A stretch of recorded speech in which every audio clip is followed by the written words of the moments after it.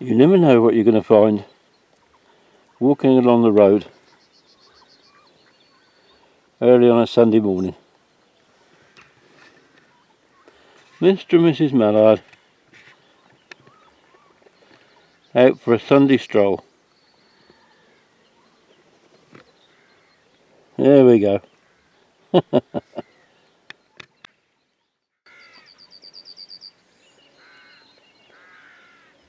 There he is.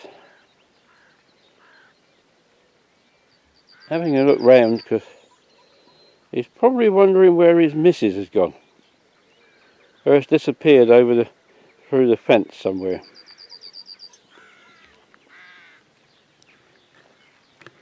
But I'm actually here at Bodiam.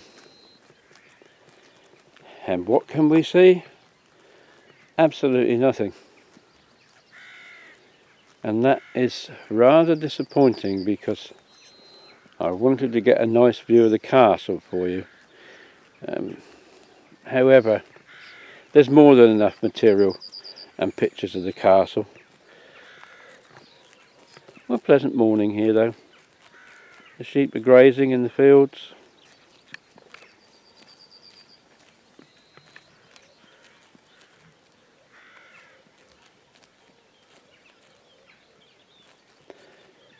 You can hear the rasping sound as they tear up the grass. But actually might be a good place to talk more about it. This particular stretch of land is actually owned by the National Trust. But the only bit of land around here that wasn't owned by Guinness until they sold up in 1976. The landscape has changed much since then. What I'm hoping you can see are the flood banks of the River Rother. And I'm just going to take a walk up to the bridge. Now, unlike many other places, the river valley here wasn't actually carved out by the river. From different bits of research that I've done, when you go back probably thousands if not millions of years, the level of the valley bottom was a good 50 or 60 feet below where I'm walking now. And over the years it's just silted up, and the river, well, it's had its course altered, hemmed in, you name it, it's had it done to it over the years until it's got to where it is now. But until probably 12th, 13th century, it wasn't the Rother at all, it was the River Limmen. Now, Limmen, you think, that's a familiar sounding name. You might be familiar with a place in Kent called Port Lim. Go back to Roman times and you have Portus Limanus, I think it was. River Limmen, Portus Limanus, because the River Rother was so wide at that time, and its estuary and delta stretched right the way up north of New Romney, almost out to Dymchurch. And the cliffs at what is now Port Lim, several miles inland, give you a clue as to that was where the River Rother went north at that time. And I'm just looking here. This is actually quite wide going under the bridge, but it's a modern bridge by comparison, this one. So yes, that's the River Limmen changed to the Rother. What you see now with these flood banks dates probably to after 1960. 30 odd square miles of land on the Rother was flooded in 1960, and over the years since then they've gradually built up these flood banks either side, and there's goodness knows how many pumping stations which pump water off of the low-lying land and into the Rother. Yet in the winter a lot of this land still floods, and it does make you wonder whether it's managed, because up until about here, or maybe just downstream a bit, the Rother is actually below the high tide level, and as we'll see later on, a giant sluice has had to be built in the Rother closer to Rye in order to hold back the high tide. Otherwise all of this would just be, well, at high tide it would be completely flooded. So lots of different controls. The levels are kept one way or the other. Basically what it's meant is, if you've got a boat, you can't really get any further than here with it now, and only then small boats can come up. I was hoping to be able to get on there and walk down to the boating station, but not sure how to get access. But anyway, we will cross to the other side of the bridge.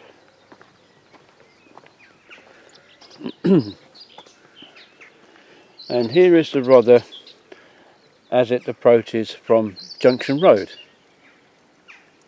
and you'll see just how high the flood banks have been built, and these trees planted alongside it to stabilise the bank. There's just the cawing of the crows in the background.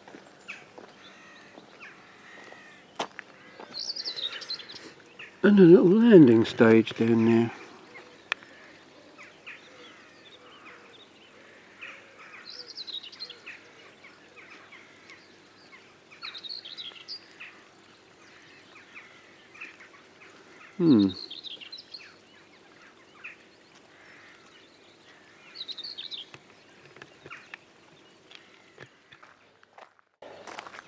Well, I have managed to find an open gate,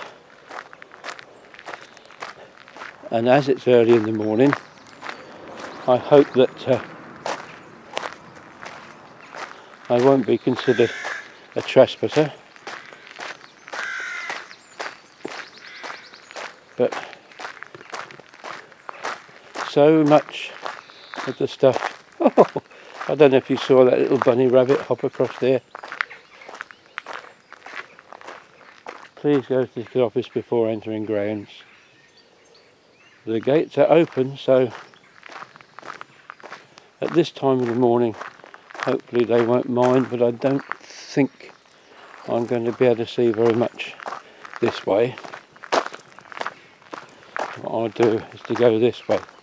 Now, Bodiam, or Bodiam if you insist on calling it by its modern name,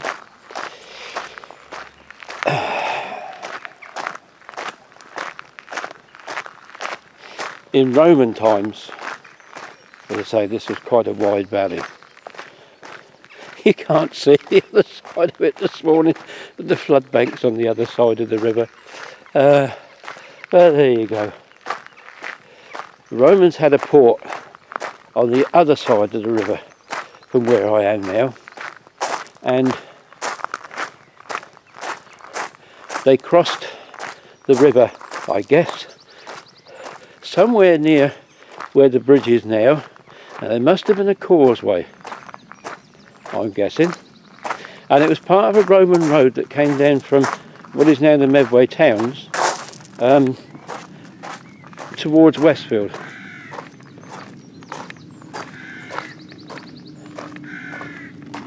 Now there's a view of the river bridge that you don't often get.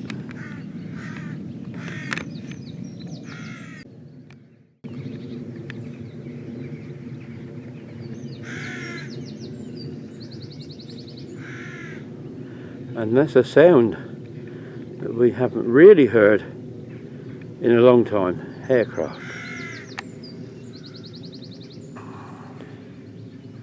Yeah, as I say, the Romans went, and I suppose it sort of fell into decay. There are records prior to around about 12th century of land here belonging to, I think it was John de Bodiam, which probably is where the name comes from. But the villain of the piece, as far as the castle is concerned, is a Mr. Dallingrig, Edward, I think his name was, and he became the lord of the manor here, and his manor house, excuse me, stood probably where these trees are that I'm looking at. Now he became a mercenary and fought in France when the English and the French were squabbling over territories, and the English administered 2 territories in France, and it gets very complicated, and I don't want my videos to become history lessons, just light clues for you to do your own research. And well, the long and the short of it is, he went to France as a mercenary for the king, and he earned himself lots of dosh. And because this river was so wide at the time, and at high tide they worried that the French could get up here and start looting, pillaging and whatever, he actually got permission from the king to create a crenellated dwelling, which meant basically fortify his manor house. But instead of fortifying his manor house, he knocked it down and he built a new one over there in the mist where the current day castle is, which we can't see this morning. Oh dear, oh dear, oh dear. Actually, he got fined very heavily after that, because of course he didn't have planning permission to build a new one, but he did build a new one over there, and he actually built it as a castle on the outside, whereas inside, as you would see if you went in there, from all the different chimneys that you can find, it was a manor house. But the interesting thing was, it was the last fortified building of its type in the country. It's the last one to have arrow slits, and it still had the old murder holes, so that if you got across the drawbridge, they pour boiling oil over you. Now I'm just going to come up onto the riverbank here. It's a lovely sylvan setting, isn't it? And I know I'm taking a long time walking around here, but it's peaceful. But I say, to get back to Mr. Dallingrig, having done all that, the French never came, and over the years the building was, well, was just left to rack and ruin. Now we come to an interesting point in its history, because round about the early 1800s, it came to the attention of one Squire John Mad Jack Fuller of Brightling that this castle, or this building, was in great disrepair and in need of renovation. Well, so I've come this way because I'm trying to get some view of the castle for you.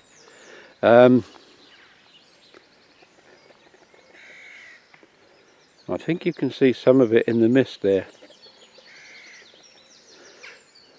I'll take a walk up that road there. But to get back to John Fuller, there seem to be 2 stories with regard to Mad Jack Fuller. One is that a local builder had bought the castle and was going to knock it down, and he was going to use the stone to build other things. And John Fuller thought, well, no, this is such a historic building, we really can't allow that to happen. And so he bought it, and in the end actually renovated some of it, and therefore in those quarters he became known as the saviour of Bodiam Castle. The other story is that because he was doing all the building work on his land at the time, he needed stone. And that particular rumour is that he bought the castle to use the stone in his own building work. But his friends persuaded him that he would be much better thought of if he actually renovated it. Now, there's an interesting thing. You talk about the French invading. That almost looks like it's fortification against a German invasion. It looks like a pillbox, doesn't it? Do you know, there are pillboxes in some very, very strange locations. Yeah, I'm walking round here, and I know I'm getting closer to the castle, but the mist is just so...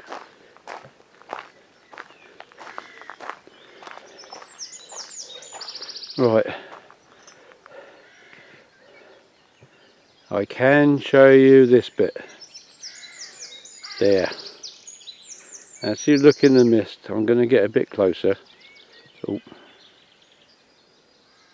Can you see it up there?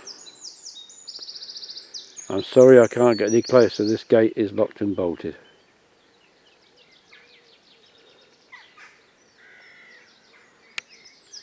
But as I said, you can do your own research on it.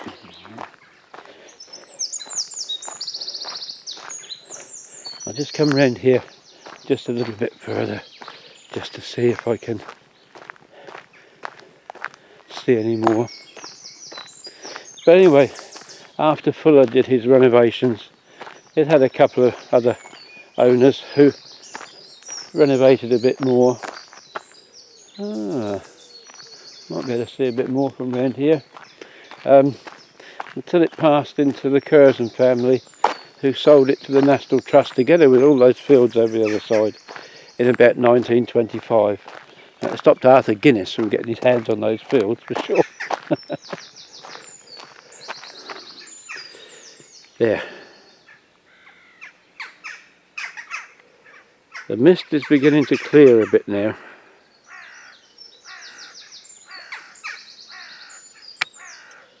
Hopefully by the time I get back to the car, I might be able to have a better distant view of it. Yes, as I say, since 1925 thereabouts, it's been owned by the National Trust.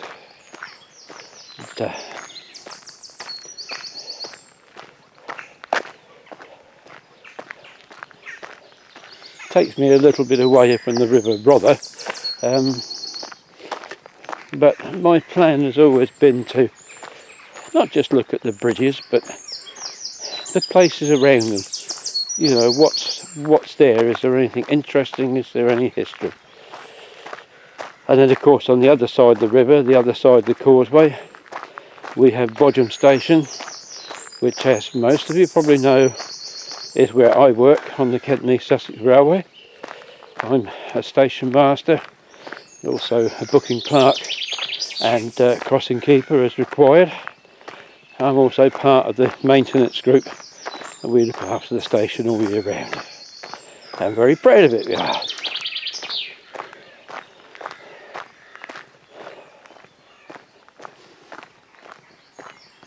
So I'm heading back to the car now, and what I'm going to do is go back up through the village. I think I spotted some kind of what must have been the village well when I came down the road, so actually, I won't go back to the car yet. This is as much about me getting exercise as anything else. It's how the whole concept of my filming started. So the walk will be good for me, and I'll leave it there for now, and we'll pick up the filming outside the gates. Just wanted to show you the castle in there. This, as far as I know, is the only pub ever owned by Guinness in this country. And would you believe, 6 o'clock in the morning, and there were people out walking.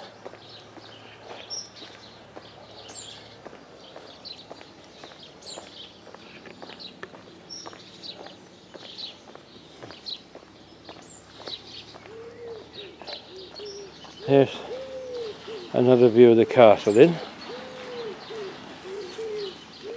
and I'll come up here a bit further across the road, because hidden amongst this chestnut tree is the village sign. There we are, Bodiam.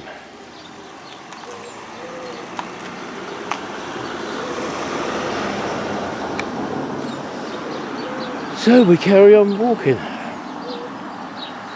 This building over on the right has memories.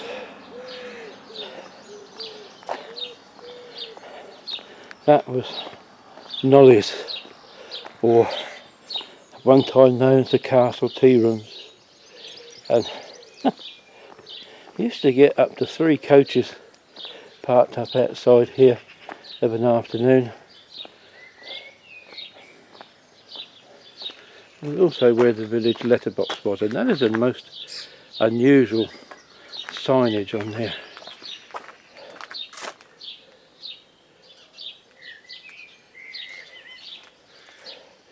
Never seen one with that white background before.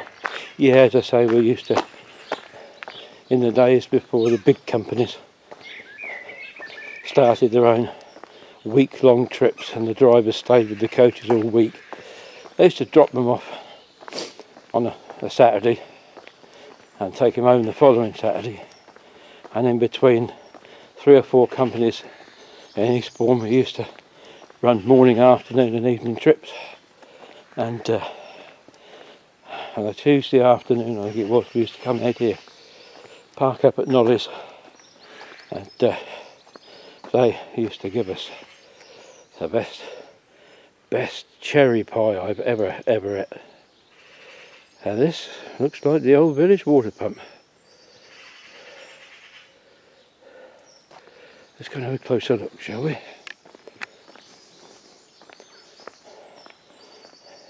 almost looks as though it might... Yes, this serves as a war memorial too. Not sure that you can read that really.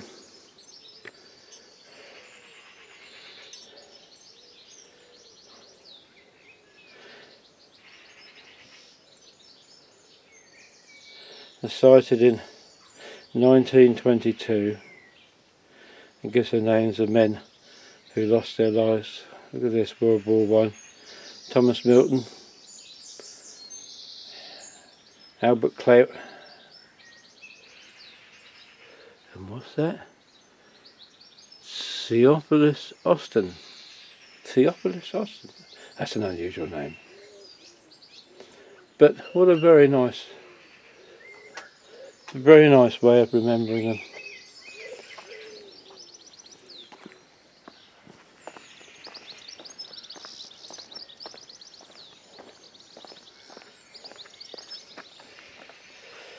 There we are, and that's it. Just walking back to the car now, but I think that sign says it all, doesn't it?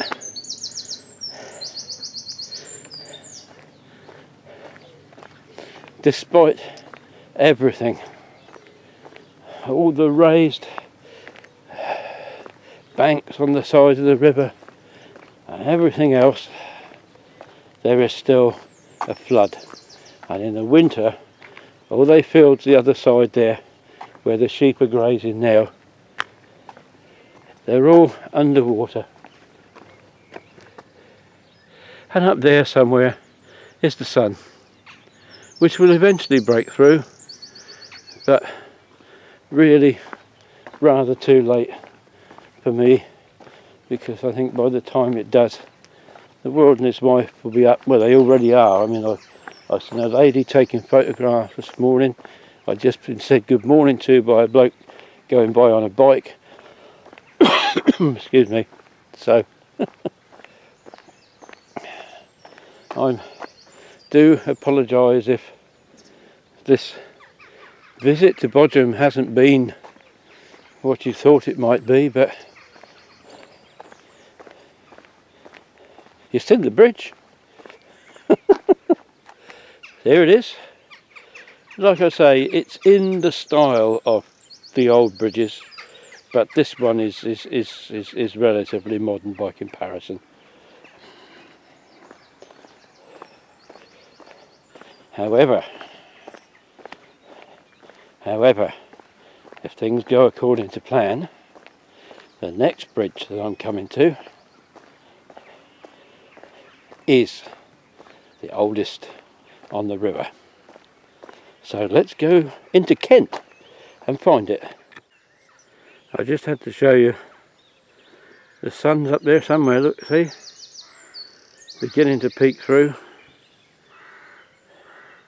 but still not enough to see anything very clearly. And for that I can only apologise.